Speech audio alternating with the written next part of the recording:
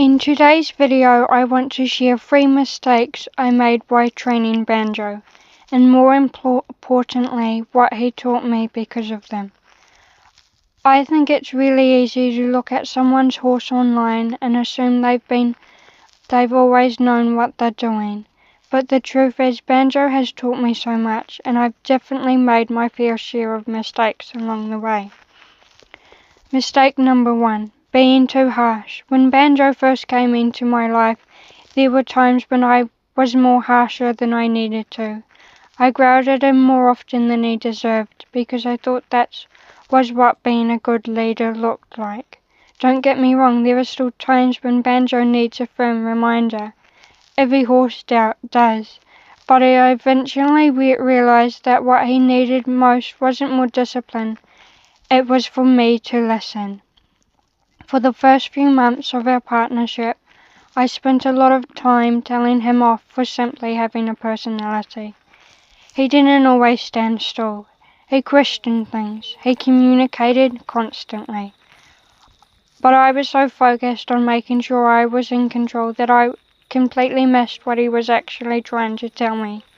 Banjo wasn't trying to take over. He was asking for leadership in the way that made sense to him. He's a pony who likes to have opinions.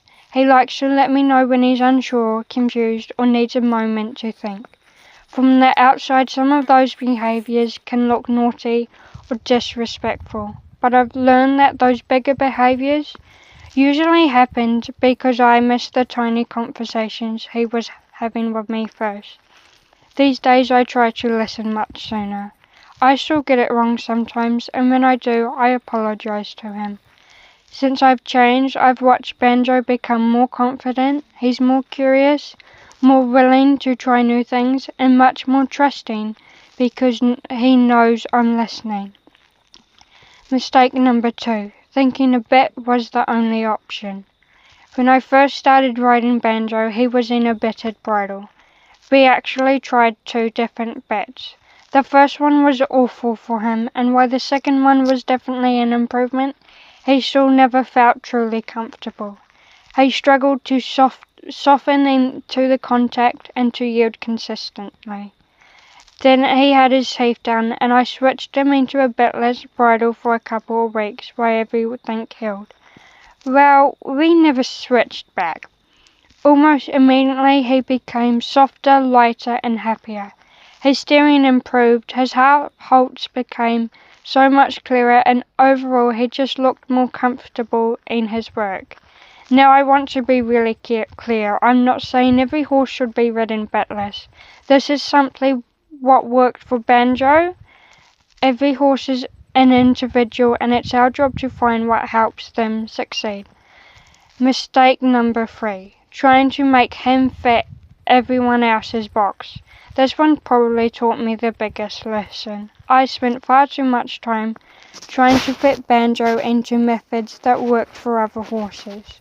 I would hear advice, see what everyone else was doing, and assume that's what we needed to do too.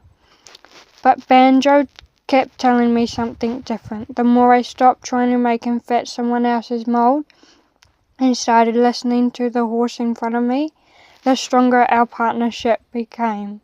We built trust, we built respect, we built communication, and honestly, that's when everything started to change. Banjo has taught me that being a good horsewoman isn't about never making mistakes. It's about being willing to admit when you've got it wrong. It's about listening, learning, changing, and putting your horse's needs ahead of your own pride. I know I'll keep making mistakes because that's part of learning. But if Banjo has taught me one thing, it's that our horses are often giving us the answers. We just need to be willing to listen.